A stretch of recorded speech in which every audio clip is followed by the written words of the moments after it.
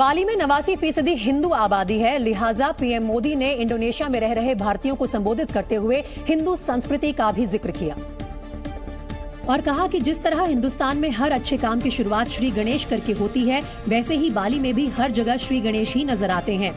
हम भी भारत में हर शुभ कार्य का श्री गणेश करते हैं। यहाँ भी श्री गणेश हर घर विराजमान है।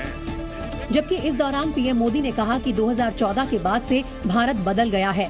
इतना बदल गया है कि लगभग हर क्षेत्र में हिंदुस्तान अव्वल है। 2014 के पहले और 2014 के बाद के भारत में वो बहुत बड़ा फर्क है स्पीड और स्केल में।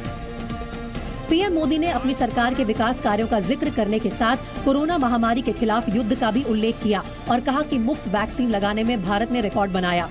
वो जो वैक्सीन डोज है ना, उसकी अगर मैं संख्या का हिसाब लगाऊं तो अमेरिका और यूरोपियन यूनियन, उन दोनों की कुल आबादी जो है उससे 2.5 गुना ज्यादा डोज हमने हिंदुस्तान में लगाए। यही नहीं, उन्होंने कहा कि भारत अपने विकास के साथ अमृतकाल के रूप में दुनिया का विकास करने का रोड मैप तैयार कर रहा है। इससे पहले इंडोनेशिया के बाली में G20 शिखर सम्मेलन की शुरुआत हुई, जिसमें प्रधानमंत्री मोदी ने न सिर्फ रूस यूक्रेन के बीच चल रहे युद्ध पर चिंता जताई, बल्कि यूएन यानी संयुक्त राष्ट्र पर भी निशाना साधा और जलवायु परिवर्तन, कोविड-19 और यूक्रेन संकट का जिक्र करते हुए कहा कि हमें ये स्वीकार करने में संकोच नहीं करना चाहिए कि संयुक्त राष्ट्र जैसे बहुपक्षीय संस्थान वैश्विक चुनौतियों का समाधान करने में असफल रहे हैं। पीएम मोदी ने रूस यूक्रेन युद्ध में युद्ध विराम और कूटनीति के विकल्प पर जोर देते हुए कहा कि विश्व में शांति, सद्भाव और सुरक्षा सुनिश्चित करने के लिए ठोस और सामूहिक कदम उठाना समय की मांग है। यही नहीं, प्रधानमंत्री नरेंद्र मोदी ने अमेरिका और यूरोप का नाम लिए बगैर कहा कि ऊर्जा बाजार में स्थिरता सुनिश्चित की जानी चाहिए। ऊर्जा आपूर्ति पर किसी भी तरह के प्रतिबंधों को लेकर बढ़ावा नहीं दिया जाना चाहिए। गौरतलब है कि रूस से सस्ता तेल लेने पर अमेरिका और यूरोपीय देशों ने भारत का विरोध किया था, लेकिन इसके बावजूद प्रधानमंत्री नरेंद्र मोदी ने G20 सम्मेलन में अमेरिका के राष्ट्रपति जो बाइडेन, ब्रिटेन के पीएम ऋषि सुनक और फ्रांस के राष्ट्रपति इमैनुअल मैक्रों सहित दुनिया के दिग्गज नेताओं से मुलाकात की। जबकि अमेरिकी राष्ट्रपति जो बाइडेन तो पीएम मोदी से हाथ मिलाने के लिए दौड़े चले आए। दरअसल पीएम मोदी कनाडा के प्रधानमंत्री जस्टिन ट्रूडो से बात कर रहे थे। इस दौरान अमेरिकी राष्ट्रपति जो बाइडेन उनसे मिलने के लिए खुद चलकर आए। बाइडेन के रास्ते में कई राजनेता दिखे, लेकिन वो सीधे पीएम मोदी की तरफ ही बढ़ते रहे। उन्होंने पीएम मोदी के कंधे पर पीछे से हाथ रखकर अपनी मौजूदगी का एहसास कराया, जिसके बाद दोनों नेताओं ने हाथ मिलाकर एक दूसरे का अभिवादन किया। वैसे कुछ ऐसा ही नजारा G7 समिट के दौरान भी दिखा था। उस वक्त भी बाइडेन खुद चलकर आए थे और पीएम मोदी से मुलाकात की थी। ये भी संयोग ही है कि उस वक्त भी पीएम मोदी कनाडा के प्रधानमंत्री जस्टिन ट्रूडो से ही बात कर रहे थे। G20 सम्मेलन में पीएम मोदी की मुलाकात ब्रिटेन के नए प्रधानमंत्री ऋषि सुनक से भी हुई। दोनों गंभीरता से किसी मुद्दे पर बातचीत करते नजर आए। बाली में पीएम मोदी और चीन के राष्ट्रपति शी जिनपिंग की भी मुलाकात हुई। गाला डिनर के दौरान दोनों नेता एक दूसरे से मिले। जिनपिंग और मोदी ने एक दूसरे से हाथ मिलाया और बातचीत करते नजर आए, जबकि इस दौरान मोदी के साथ विदेश मंत्री एस जयशंकर और जिनपिंग के साथ उनकी पत्नी मौजूद दिखी। दोनों नेताओं ने इंडोनेशिया की पारंपरिक ड्रेस पहन रखी थी। ये मुलाकात बेहद अहम है। दोनों देशों के बीच जो तनाव रहा है पिछले कुछ सालों से, उसके मद्देनजर भी, और साथ ही ये ग्लोबल लेवल पर जो भी मुद्दे हैं, इस वक्त तमाम देशों की नजर भारत के लीडर पीएम मोदी पर भी बनी हुई है।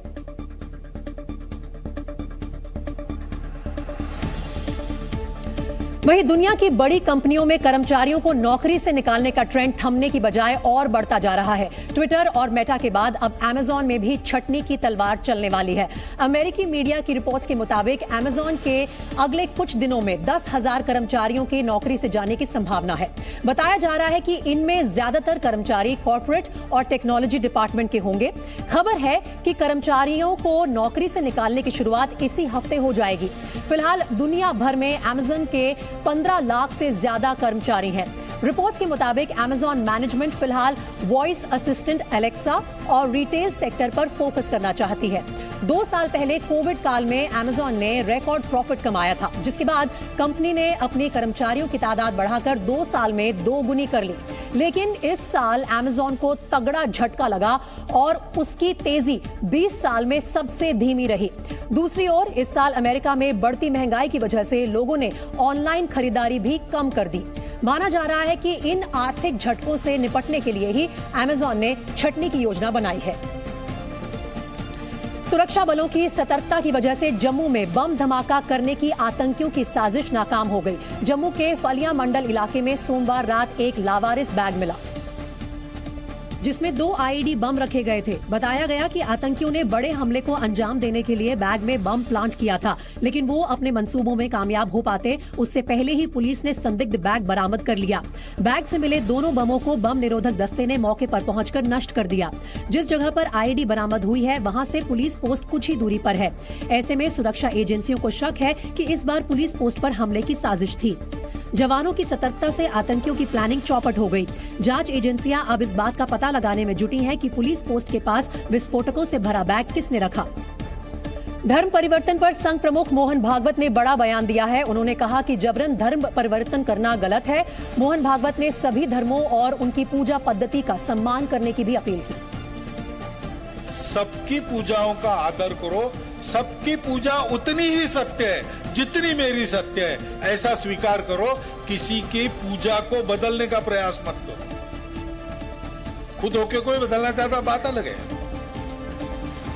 लेकिन जैसे अभी भी सुप्रीम कोर्ट कहता है ना, जोर जबरदस्ती से नहीं होना चाहिए। वहीं बिहार के बेतिया में 2 पक्षों के बीच जमकर मारपीट हुई। बेतिया में जमीनी विवाद को लेकर 2 पक्षों के बीच जमकर लाठी डंडे चले। दोनों ने एक दूसरे के घर में आग लगाने के बाद जमकर हाथापाई की। इस घटना का वीडियो अब सोशल मीडिया पर वायरल हो रहा है। एमपी के रीवा में नकाबपोश बदमाशों ने बैंक में चोरी करने की कोशिश की। कैश काउंटर को खोलने की नाकाम कोशिश के बाद बदमाश बैंक में रखे 3 कंप्यूटर लेकर फरार हो गए। ये पूरी घटना सीसीटीवी कैमरे में रिकॉर्ड हो गई। भारत गौरव टूरिस्ट ट्रेन आज रामनगरी अयोध्या पहुंची। पीएम मोदी ने 11 नवंबर को कर्नाटक से इस ट्रेन को हरी झंडी दिखाकर रवाना किया था। ये ट्रेन 7 दिनों में देश के विभिन्न धार्मिक स्थलों से होकर गुजरेगी। नोएडा में नशे में कार चला रहे एक शख्स ने स्कूली बच्चों को ले जा रही ई-रिक्शा को जबरदस्त टक्कर मार दी। इस हादसे में 3 बच्चों समेत 6 लोग गंभीर रूप से घायल हो गए। पुलिस ने कार में सवार 3 लोगों को हिरासत में ले लिया है। वहीं 200 करोड़ के मनी लॉन्ड्रिंग केस में बॉलीवुड एक्ट्रेस जैकलिन फर्नांडिस को आज बड़ी राहत मिली। उन्हें दिल्ली की पटियाला हाउस कोर्ट ने नियमित जमानत दे दी। हालांकि अदालत ने जैकलिन के बिना इजाजत देश छोड़कर जाने पर रोक लगा दी। अदालत ने जैकलिन को 2 लाख रुपए के निजी मुचलके पर जमानत दे दी। चार्जशीट में प्राइमा फेसी जैकलिन के खिलाफ देयर इज नो एविडेंस। 11 नवंबर को कोर्ट में जैकलिन की जमानत पर बहस पूरी हुई थी। बहस में ईडी ने जमानत का विरोध किया था। ईडी ने दलील दी थी कि जैकलिन सबूतों से छेड़छाड़ कर सकती है और देश छोड़कर जा सकती है।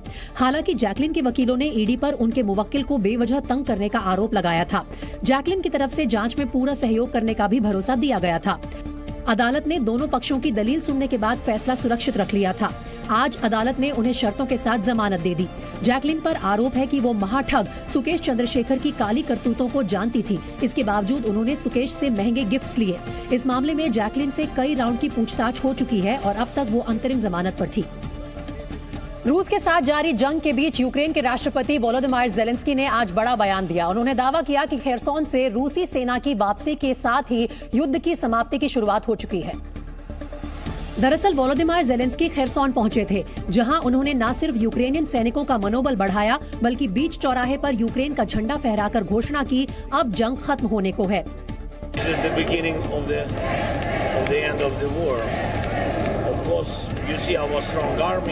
We are step by step coming to our country, to all the temporary occupied territories.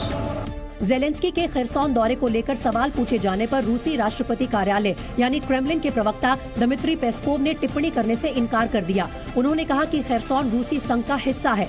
रूस ने इसी साल यूक्रेन के 4 क्षेत्र खेरसोन, ज़ेपोरिज़िया, दोनेत्स्क और लुहांस्क पर कब्जा कर लिया था। वैसे अभी भी खैरसॉन के लगभग 70% हिस्से पर रूस का नियंत्रण है, जिसे छुड़ाने के लिए यूक्रेन की सेना जी तोड़ कोशिश कर रही है।